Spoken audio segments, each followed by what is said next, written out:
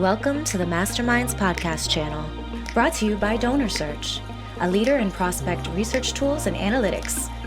And your host, one of America's top philanthropic experts and fundraising consultants, Jay Frost.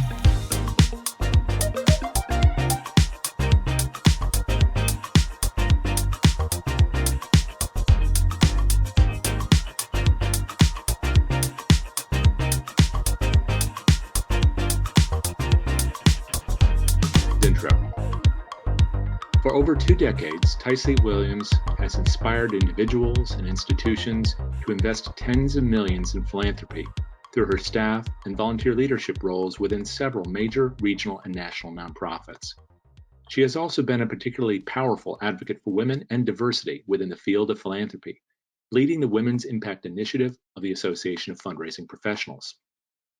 We caught up with Tycely at the offices of America's Promise Alliance, where she continues her work to create the conditions for success for young people as the organization's Chief Development Officer.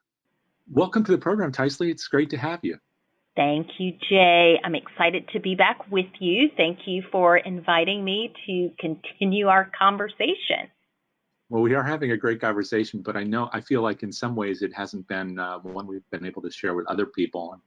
So I'm interested to have a deeper conversation with you in kind of a public sphere about some of the things that you do, but also why you do them. I'd like to start with something really simple.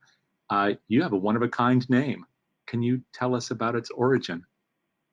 Yes. So I entered the world in 1975, and my parents were big fans of an actress. Her name is Cicely Tyson. And I was named after Cicely Tyson, who is not only an actress, but a fashion model and literally just like a Renaissance woman. So she's best known for her acting skills, but she is a fantastic individual and role model, and one that I have enjoyed living my life literally in memory and in honor of her. She is still in the land of the living and is 95 years old and continues to act. So I was affectionately named after Cicely Tyson. You've met some pretty extraordinary people in your career so far. Have you had the chance to meet her or interact with her? I have had the chance to meet her, and it was just a very quick introductory meeting. Many, many moons ago, when I first moved to Washington, D.C., I actually met one of her nephews, and he posed a similar question asking, "Tell me a little bit about your name." And I said, "I'm named after Cicely Tyson." And he laughed and said, "Oh my heavens, that's my Aunt Bobo." And so literally through that connection, had the opportunity to meet her. I've seen her from time to time at conferences and speaking engagements, so I don't have what I would consider to be a close relationship with her, but I have had the opportunity to meet her, which was really, really special. She is a big force of nature. I mean, an extraordinary talent. And as you said, she's very much in the land of the living and working, still contributing great work. Yes. What you were talking about right there sounds like a very Washington story, too, in a way, even though it involved friends and their family. You've been a Washingtonian for some time now, but you hail from Birmingham, is that right? That's right. I am a daughter of the Deep South. I am born and raised in Birmingham, Alabama. My family, they're still there, and so I get back quite often. But like many people who find themselves in the nation's capital here in the United States, I was drawn to D.C. largely because of my interest in the not-for-profit sector. And as you know, Jay, there are so many not-for-profit organizations within the District of Columbia, either international organizations that are headquartered here, national not-for-profit organizations, as well as a very robust local not-for-profit sector. So my desire to step into a larger fishbowl and continue as a lifelong learner led me to the District of Columbia. And it's been 18 years since I've been here. What were your impressions of DC before, if you think back to that time, and then what are they like now? Because you've probably experienced what I have. When you tell people where you're from now, people around the country have very distinct impressions of what it is to be a person in this area and what this area is like. How have your impressions changed, if at all? And what do you feel about DC today? When I originally moved to DC, in my mind, I thought it was a very large city. I didn't necessarily have a positive or a negative perception. I most certainly knew that it was a city that housed a great deal of power because our government rests here. I also did not sense that DC was a southern city. And it's interesting, Jay, now that I've lived here for nearly 2 decades, I most certainly have a different perspective now. I don't consider DC to be a huge metropolitan city. I consider it to be a town where you can really get to know people in intimate ways. I very much see DC now as a southern city, and I often remind people that we are physically located south of the Mason-Dixon line. I travel quite a bit with work, and as I speak to my lived experiences as a fundraiser, being in this space, I have now learned, Jay, that many people across the country and around the globe have negative perceptions as it pertains to the wonderful chosen place that we have called home. And I think a lot of that is just because of the current tone that is associated with individuals within the District of Columbia. And so I have had a very positive experience. It's been a wonderful place to forge meaningful relationships, and that's what we do as frontline fundraisers and ambassadors for our charities of choice. And so I have absolutely loved my time here, and I always invite people to step outside of the predictable elements of the Smithsonian, and you find so many pockets of diversity within the District of Columbia and the surrounding suburban areas, which have their own cultural makeup, which have their own gems and assets. And so it's just a really neat area of the country. And I encourage those individuals who've yet to visit to come out and spend some time with us and to stretch beyond the Smithsonian's to really get to know the people that call it home. Well, and as you said, you've been working with organizations here for quite a while now, and you've seen the culture of those organizations, and you can compare it not only to the land of your birth, but to the whole country as you travel around and talk with people. Do you see something that makes this area and the organizations who work here somewhat different or unique in how they engage with people who support them, or their missions, or how we all work together as fellow professionals? Yes. So I think there is, Jay, an inherent value for partnerships and collaborations. I think largely because of individuals' experience, whether it's government or public service, you can't get things done unless you're willing to collaborate and partner.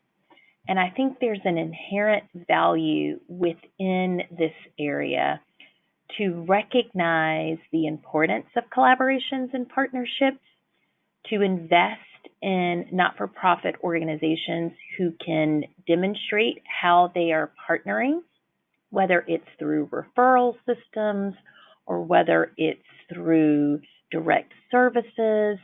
I think there's an expectation that no matter how large your annual operating budget, there's always an opportunity for you to sharpen and enhance your service delivery and the advancement of your mission by partnering with others. And so I have certainly lifted learnings just as it pertains to the way things work in Washington. And the way things work in Washington, it is definitely an area that's heavily focused on social capital. Relationships matter a great deal in this town, and the consistent need to develop new relationships while protecting and preserving old relationships tends to be something that no matter what profession you're in, no matter your age, everyone tends to recognize that, embrace it, and it's really great being someone that's in a relationship building calling to be reminded of that day in and day out. Yeah, you talked about this in terms of ambassadorship is one word you use, but it's also a big part of your biography, maybe even your DNA, is about leadership. It's a centerpiece of everything you've done. You were an executive director, an artistic director, and of course in your current role. These are all pretty big roles. How did that come to be? How were you drawn to the leadership element of all this work? Jay, really by observing how my peers felt about me. And so it's really interesting. I realized at a very young age that I was a leader, but I didn't know why I was chosen or selected to be a leader. And it wasn't until I was a little bit older and I was going through a similar process. And so my entire life, as a young child, I started taking classical dance lessons at the age of 5. And when you are a young dancer, it is a practice of the instructor to identify a leader. And the leader stands typically in front of the other children. And the leader tends to have an understanding of the choreography. And the leader is placed out front so that the other children are able to follow the motions and movement of the leader. And I remember when I was selected to serve as the leader for my recital and going and listening to my dance instructor share with my mother that I had been selected to be the leader. And I remember at that time thinking that I was chosen to be a leader because I was, the best dancer. And it wasn't until I became a dance teacher myself that I recognized you select children to lead because you know that others will follow.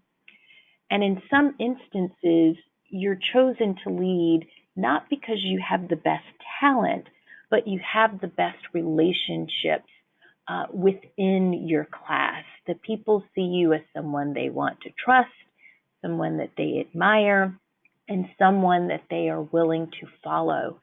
And so I really credit my parents for positioning me to be a leader because I think at a very early age, my parents introduced some very basic fundamental principles that I've carried throughout my life that really center around treating people with respect and viewing everyone as valuable and forging relationships with every individual.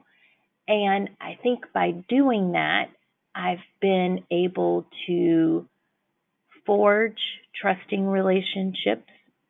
I've been able to learn from others. And in doing so, when the opportunity presents itself to identify leaders, or when the opportunity presents itself to say yes to service or to pursue leadership opportunities, I've been successful, and it's largely because I've held on to the important lessons that have been instilled within me by my parents. Are your parents still with you? They are, Jay. They are, and it has been wonderful.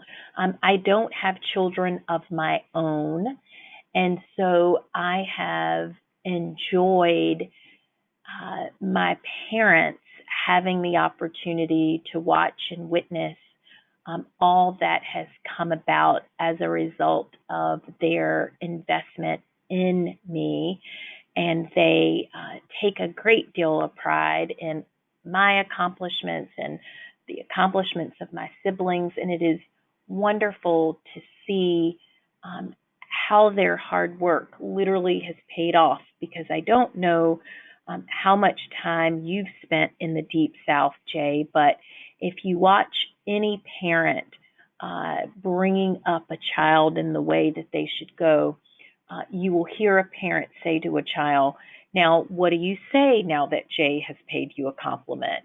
And the child says, "Thank you." And you hear that parent at least 30 times in a conversation nudging the child, conditioning the child to be someone who understands gratitude, to be someone who understands respect, to be someone who essentially grows up to be a noble citizen.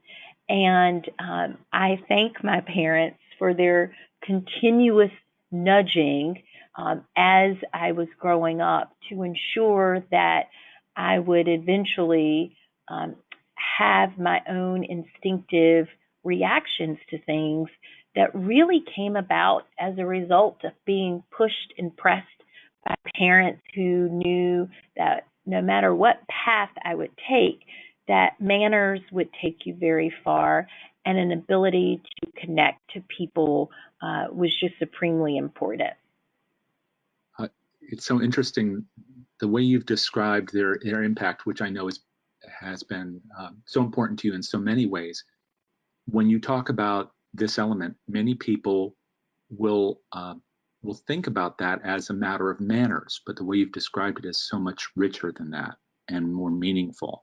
And it's also the process for learning how to not just show respect, but to really have respect for others.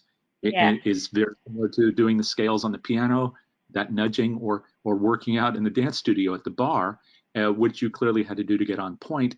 It sounds like your parents and other parents were working with you to instill a sense about their relationship to others, not just how to act, but how to really be with others.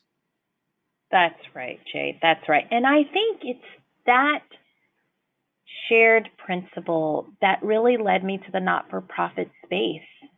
I have largely spent my career in on the human services side, and I really credit my parents for helping me to see and to recognize the value that every individual person has and brings and should be afforded within our community. And so I have certainly enjoyed learning from those who are underserved just as much as I've learned from my donors and our partners who have the financial resources to invest. But I've also learned from those that we serve, because I see them as individuals who can not only make contributions to the world, but who can play a pivotal role in my own learning and development. And I think I didn't reach that conclusion on my own. I certainly credit my parents for that. Now, yeah, obviously your parents have been big models for you. What other leadership models or other leaders have been in your life that have influenced now how you take on that role of leadership? I would say outside of my parents, the most influential person who has probably shaped my leadership is a woman by the name of Dr. Maya Angelou. So Dr. Angelou is no longer in the land of the living, but many people know her as a world-renowned poet, as a writer, as an actress, and I had the privilege of knowing her as my teacher in college. And I had the privilege of studying under Dr. Angelou for 2 semesters, and she is the reason why I did not pursue life as a litigator and said no to going to law school and stepped away from LSAT prep. She really challenged me, again, observing that I was distraught and distressed. After a class, she walked over to inquire about my well-being, and I told her that I was stressing about what to do after graduation and trying to give thought to what law school I needed to go to. And she asked why I wanted to go to law school, and I said because my parents think that I'll become a good lawyer. And for the first time, I was challenged to first be a leader in my own life. And she challenged me to lead and to recognize that I am the leading lady. I am the writer. I am the producer. I am the supporting role. Like any and every meaningful role there was to play in my life, I was the person responsible. So I had to step into this very real understanding of individual leadership to find my path forward and to find a place. Dr. Angelou was always big on the virtue of joy. She felt as if one of the most important gifts you could give yourself and give the world was to be a joyful person. And she really felt as if the only way to become and to remain a joyful person was through the activation of courage. And I remember that it felt really scary stepping into the unknown and leaving college, pursuing my passion of classical dance, knowing that I really didn't need a degree to be a dancer, but dance is what brought me joy. And it is through that initial activation of courage that I've just continued to challenge myself year over year to continue doing things that will bring me joy, no matter how others perceive my decisions, that I have ownership of my choices and my life. And so, Jay, my leadership path really hinges a lot on me challenging myself to not only lead organizations and to lead teams and to lead people, but to first ensure that I'm leading with authenticity myself. I have to ask you about that word joy. It's such a wonderful word. And it's so important that we understand it the way you understand it. So maybe one way to do that is to tell us what brings you joy now. What's the greatest joy that you have in your life? For me, Jay, the greatest joy is gifting satisfaction and happiness to others. I have, I think, on my Twitter account where you provide the bio that speaks to who you are, and I use the term that I spend my day serving up smiles. And for me, that's who I am and that's what I do. And so whether that's my initial conversation walking into my building with Alexa, who sits in the lobby of our building every day welcoming individuals, or whether that's the first hello that I give Miss Cynthia, who's our receptionist, it is just so important, no matter what type of interaction that you have with people, to do the very best you can to engage with people in a positive, affirming, and kind way. I think it shocks people when I tell them that I live in Washington, D.C., and they come and they visit, and they realize that, wow, you actually know the name of the cashier at 7-Eleven. Wow, you actually know the name of the valet driver. Wow. Like, I think there's this perception that we are transactional individuals just wandering aimlessly from the White House to K Street, and it's all about hamster wheels and ladders, when in actual reality, I find our community to be very warm. I think that there are spaces and places where it feels very much like a small town. Absolutely. It's great that you're bringing that to the world, at least through the visitors who come to visit with you. I suppose you're also exporting that when you travel around, and you do quite a bit of that, which brings me to another word that you haven't mentioned, but I see, or at least I hear in some of your work, which is that you may bring joy and smiles. You certainly do, but you're definitely a fighter. I mean, at least you're fighting for some big things. You've been involved with, as the chair of the Women's Impact Initiative for AFP, this whole Inclusion, Diversity, Equity, Access initiative. I shouldn't call it an initiative. I mean, it's a bedrock principle, but we're finally giving voice to it within our field. So those are things that people definitely have to fight for. You've been at the forefront of that. So how do you merge these two concepts about being that person who brings those smiles, knows those people, but then exports some of these ideas that are pretty challenging for many people, not just in our field, but in the world as a whole? Yes, Jay. So I am really, really passionate about equity and diversity and inclusion and ensuring that individuals have access. Largely, Jay, because of my lived experiences. I am a descendant of slaves. My family came to this country through two ports, one in Charleston, South Carolina, and the other in New Orleans, Louisiana.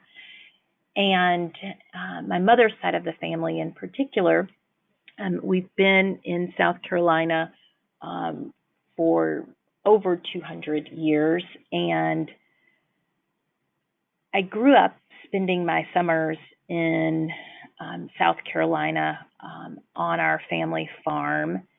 And across from my grandmother's porch, there is a field where the KKK would literally burn crosses. And growing up, my mother would stand with us from the front door of my grandparents' home, looking out into the field, and she would reflect on her memories with my grandfather holding her as a young child in his arms as she watched crosses being burned. My grandfather was teaching my mother by watching and viewing hatred and holding her lovingly in his arms that there are times in life where you are called to be courageous And you should have confidence in knowing that when you are called to fight injustice, when you are called to speak to things that are wrong and hurtful, that you should always find assurance in knowing that there are people standing with you, affirming you, and loving you.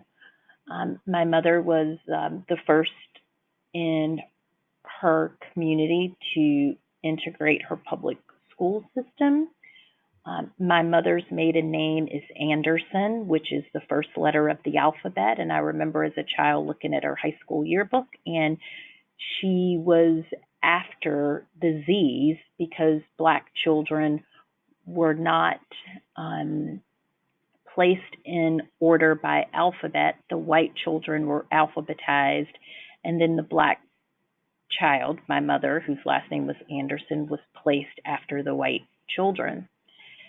And because of the close relationship that I have with my mother and my grandparents, and hearing the pain and the hurt that not only our community as a whole felt, but that my mother had to endure, I really felt that I have, and I continue to feel that I have a responsibility to use the influence that I am able to harness with others to bring about positive change. And so if I have these innate leadership skills, which I believe that I do, if I don't use those innate leadership skills to bring about positive change, then I believe I am missing an opportunity.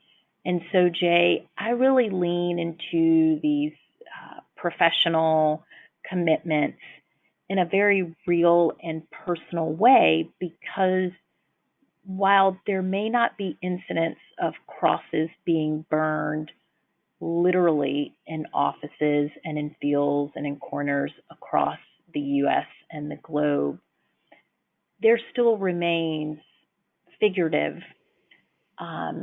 occurrences that are bringing about just as much harm and hurt and danger.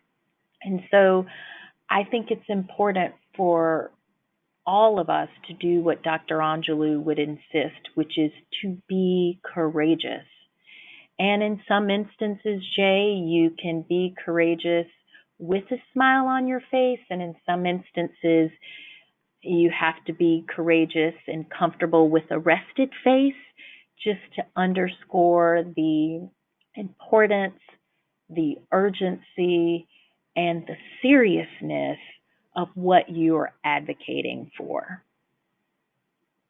In many of the examples you just cited, and in fact, everything you've talked about, children or young people have been a big factor here, whether it was what you talked about in terms of your learning from your parents, your own life and not having children, but working with children every day, your work as a student, studying with Dr. Angelou. All these things have been the importance of giving children, your young people, some kind of opportunity to face whatever the challenges are with some sense of, I guess, courageousness, but joy, to know how to face them. What's motivating you to devote so much of your life, not just to our field as a whole, but to children specifically, and now with America's Promise? Yes, Jay. So when I got the call about an opportunity within America's Promise to pursue leading the organization's fundraising, I was really, really moved by the mission. The organization really seeks to meet the unmet needs of children and youth, and they seek to do that by exploring the opinions, the perspectives of youth as it pertains to their lived experiences. I literally credit so much of who I am to the individuals who poured into me as a young person.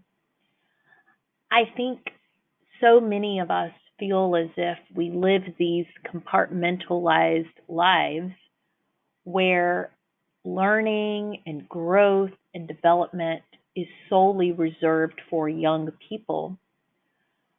But what has led me to this work is the recognition that we must do the very best that we can to ensure that young people are not only afforded opportunities, but they are given agency and they are given the ability to really be their own ambassadors, that they feel as if that they have the support and the resources and the confidence to speak, to advocate, to pursue, and that we, as the caring adults who are pouring into them as well as our society, that we are ensuring that there's ample opportunity. Because as you know, Jay, and as we know as fundraisers, you can pursue things, and unless there is something tangible or something definitive that you are indeed pursuing, then the pursuit itself is not going to be successful.